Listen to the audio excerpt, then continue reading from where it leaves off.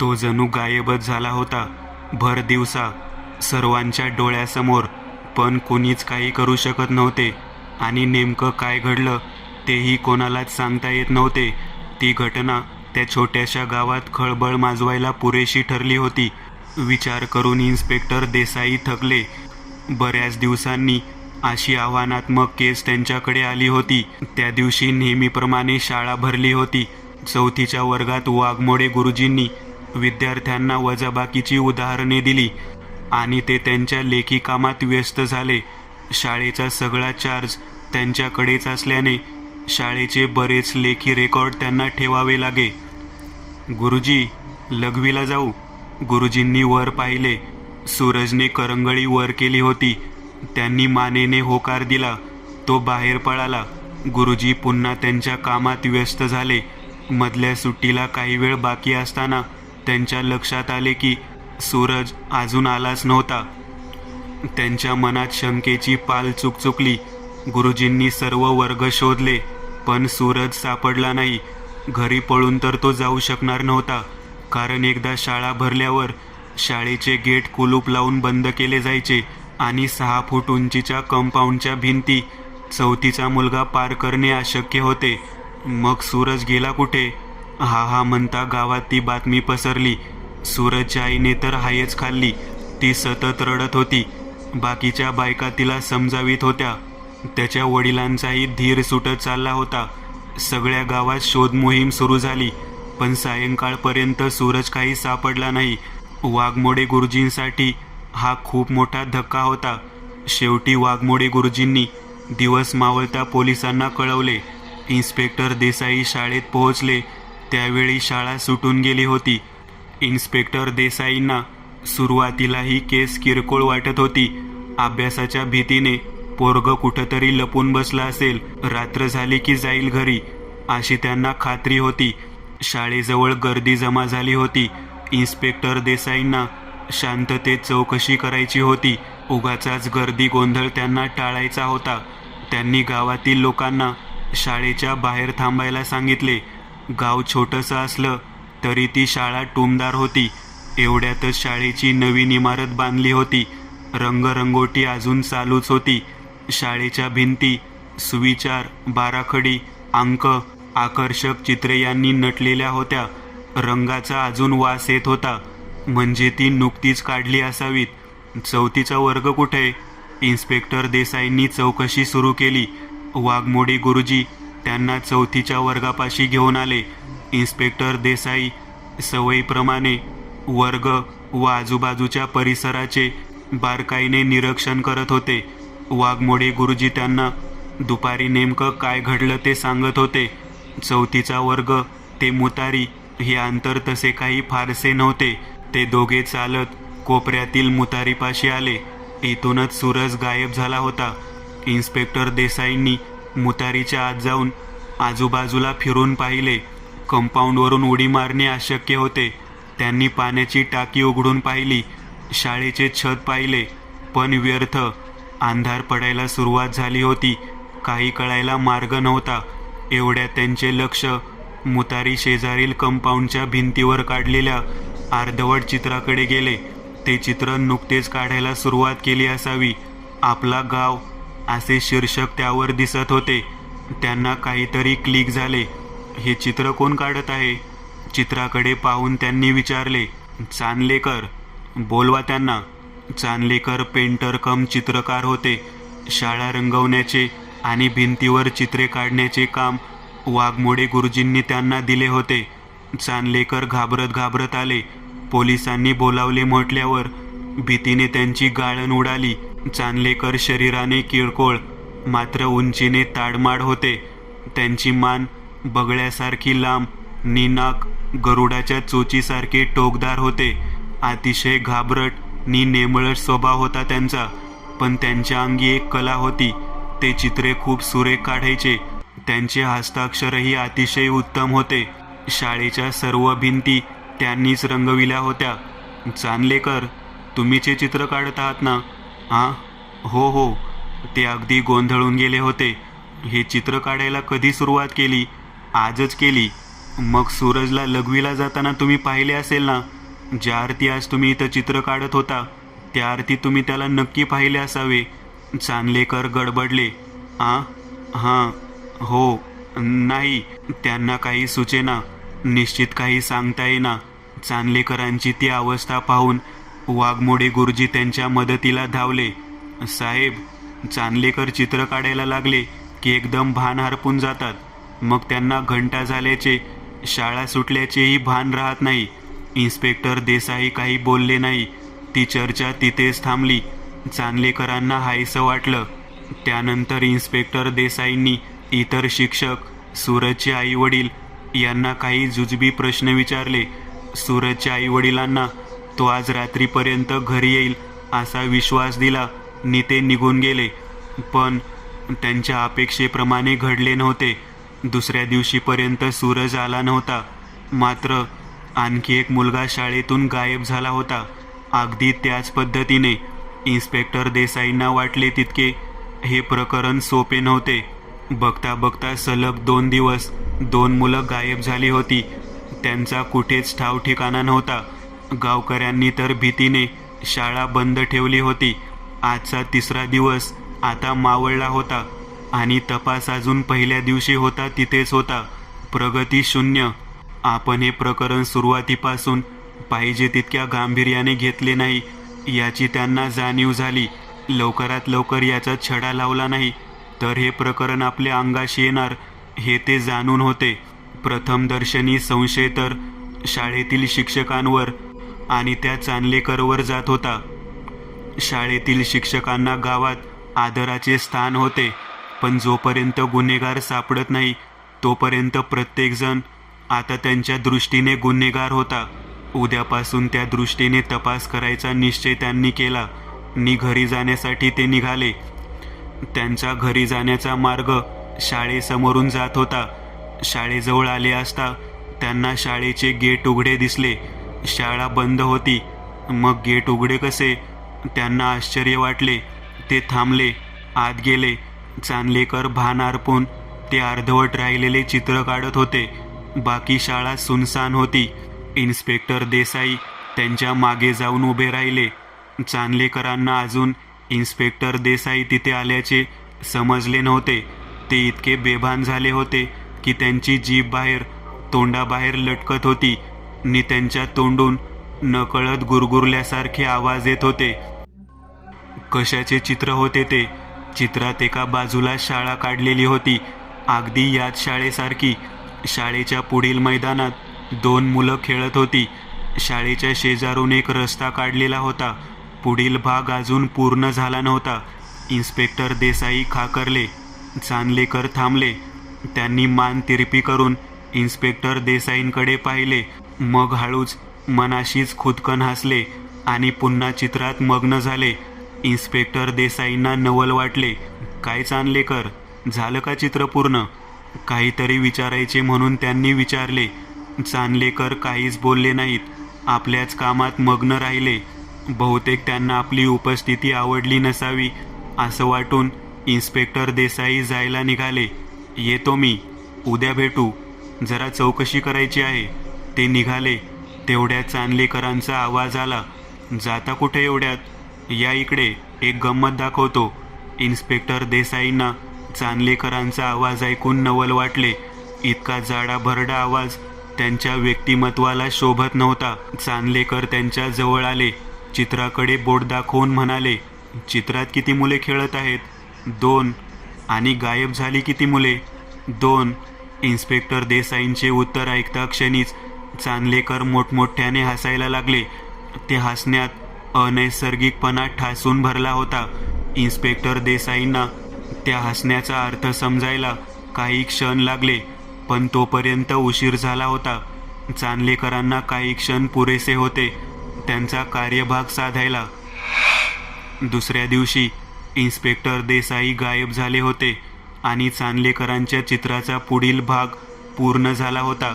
आता त्या चित्रात ती शाळा, मैदानात खेळणारी 2 मुले, शाळेशेजारील रस्ता आणि रस्त्यापलीकडे एक पोलीस चौकी दिसत होती.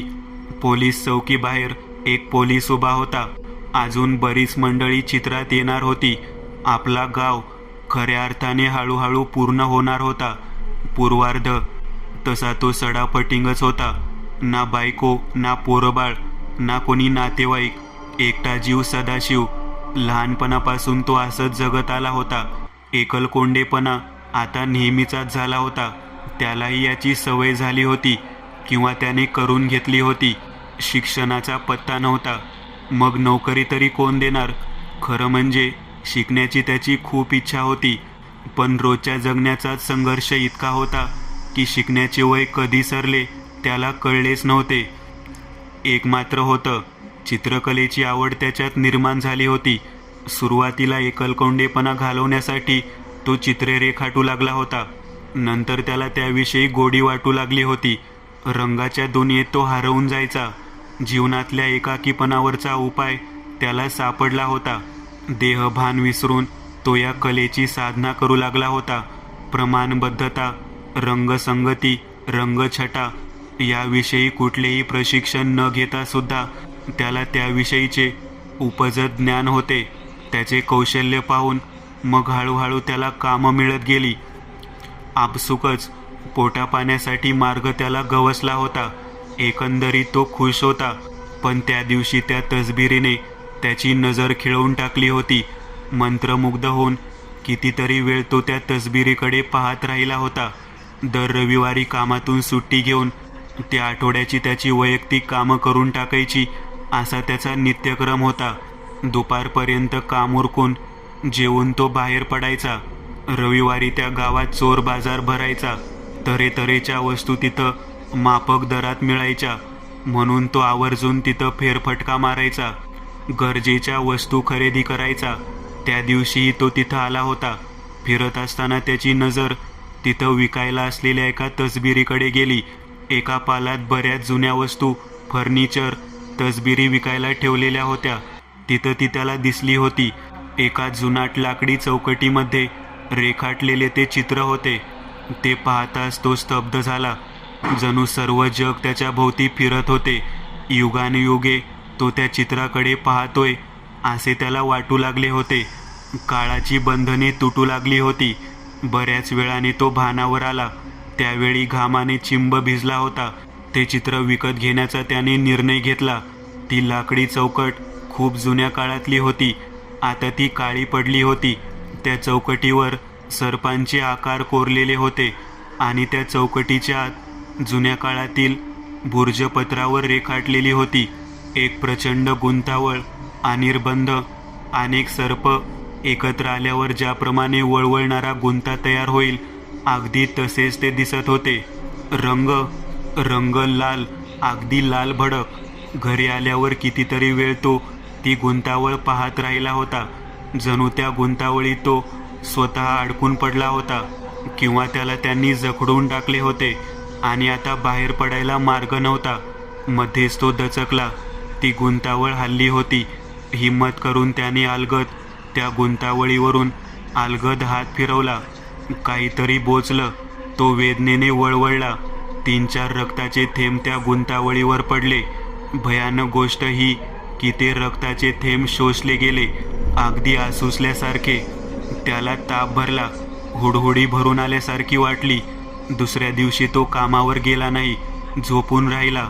चित्राकडे सतत टक लावून पाहत राहिला. आता त्याला भास होऊ लागले होते आजूबाजूला कोणीतरी सरपटत चालते. कितीतरी वेळा तो दचकला होता. उठायची इच्छा असून उठता येत नव्हते. शेवटी मानसिक थकव्याने तो झोपी गेला. त्या रात्री तो गाढ झोपेत होता. श्वास गुदमरून गेल्याने तो जागा झाला. त्याला हलता येईना. संपूर्ण शरीर कोणीतरी जखडून ठेवले होते. जणू स्नायूंना लकवा मारला असावा. त्याला हालचाल जाणवली. ती गुंतावळ त्याच्या शरीरावर पसरली होती. तिचा वळवळणारा तो थंड स्पर्श त्याला धडकी भरवत होता. तो किंचाळला. ताकद एकवटून त्याने तो पास झुगारला. दिशाहीन धावत सुटला. बेफाम होऊन तो पळत होता. मागे पाहण्याची त्याची हिंमत नव्हती. अंधार. शेवटी धाडकन कोसळला. त्याची शुद्ध गेली. सकाळी जाग आली. स्वच्छ सूर्यप्रकाश पडला होता. तो त्याच्याच घरात होता. झोप आल्याने त्याला हुशारी वाटू लागली. मागचे 2 दिवस त्याने खूप वाईट अवस्थेत काढले होते. एका विचित्र मानसिक अवस्थेतून तो गेला होता. सर्व त्या चित्राचा परिणाम होता. त्याने ती चौकट उचलली. तिच्याकडे न पाहता ती पेटीत ठेवून दिली. पेटीला कुलूप लावले. चांदलेकर, कोणीतरी जोरजोराने दार ठोठावत होते. आता त्याला वास्तव्याचे भान आले होते. वाघमोडे गुरुजी आले होते. वाघमोडे गुरुजींनी त्याला शाळेचे रंगरंगोटीचे काम दिले होते. त्याला काही दिवस त्या गावी जाऊन राहावे लागणार होते. गुरुजींनी शाळेतच त्याची राहण्याची सोय केली होती. त्याने बॅग भरायला घेतली. दुसरा अनुभव, कावळा. पहिला दिवस, तो एक आभाळ भरून आलेला दिवस होता. अजून दुपार बरीच असली तरी आभाळामुळे चहूबाजूंना अंधारून आले होते. वाऱ्यानेही जरा जोर धरला होता. आता केव्हाही पावसाला सुरुवात होईल अशी लक्षणे दिसत होती. अशावेळी त्या अनाकलनीय गोष्टीने माझे लक्ष वेधून घेतले होते. माझ्या बंगल्या शेजारी पानसे वकिलांचा बंगला होता. पानसे वकील आता रिटायर झाले होते. ते आणि त्यांच्या पत्नी दोघेच तिथं राहत होते. कावळा इतका का ओरडतोय? मी बाहेर डोकावून पाहिले. पानसे वकिलांच्या बंगल्याभोवती तो कावळा उडताना दिसला. त्या बंगल्याभोवती जणू त्याने फेरच धरला होता आणि गोल गोल फिरताना तो कर्कश आवाज करत होता. मी तसाच उभा राहून कितीतरी वेळ ते दृश्य पाहत होतो. सुरुवातीला माझ्या पाहण्यात एक कुतूहल होते, पण हळूहळू त्या कुतूहलाचे रूपांतर एका भीतीत व्हायला लागले. कारण त्या कावळ्याच्या फेर धरण्यातील एक विशिष्ट लय मला जाणवली होती. तो मुद्दामहून त्या बंगल्याभोवती प्रदक्षिणा घालत होता. अचानक त्या कावळ्याने वेग वाढवला. त्याचा तो फेरा त्याने चुकवला आणि भिंतीवर जोरदार धडक मारली. त्याच क्षणी तो फडफडत बंगल्याच्या आवारात पडलेला मला दिसला. एक प्रकारे त्याने आत्महत्याच केली होती. मला नवल वाटले. त्या घटनेतील अभद्रपणा जाणवला. त्यामुळे येणारं फिलिंग निश्चितच चांगलं नव्हतं.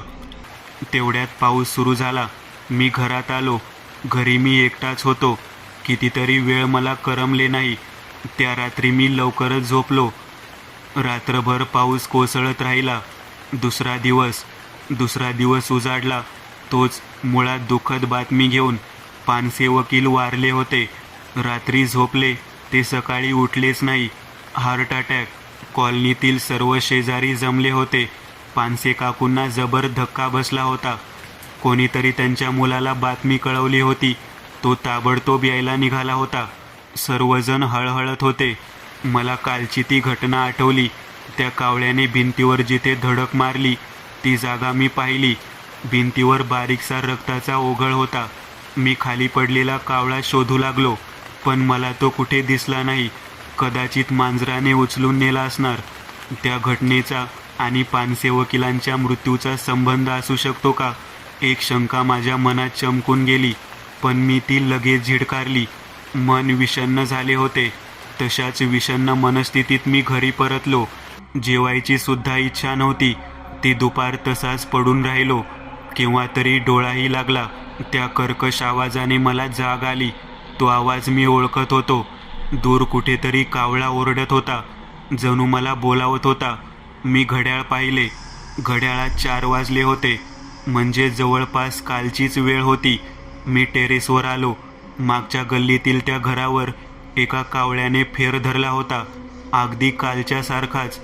तीच लय, तीच गती होती. मी शहारलो. भयभीत होऊन पुढे काय होणार ते पाहू लागलो. तितक्यात त्या कावळ्याने भिंतीवर सूर मारला आणि निष्प्राण होऊन खाली कोसळला. मी अचंबित होऊन पाहत होतो. मन सुन्न झाले. योगायोग होता का की काहीतरी अघटित घडणार होते? मन मानायला तयार होते, पण मेंदू तयार नव्हता. ती रात्र तशीच तळमळत गेली. तिसरा दिवस. सकाळी जाग आली ती पोलिसांच्या गाडीच्या सायरनने. आत्महत्या. त्या घरात राहणाऱ्याने आत्महत्या केली होती. मी हादरलो होतो. ते कावळे आणि ते मृत्यू यांचा निश्चित काहीतरी संबंध होता.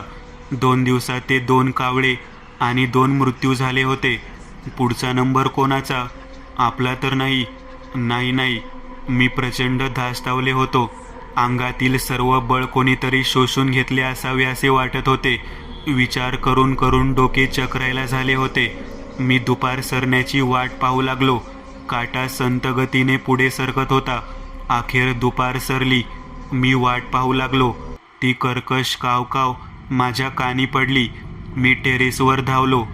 तो कावळा त्या घराभोवती फिरत होता. अगदी तसाच फेर त्याने धरला होता. त्याच्या रूपाने त्या घराभोवती जणू मृत्यू पिंगा घालत होता.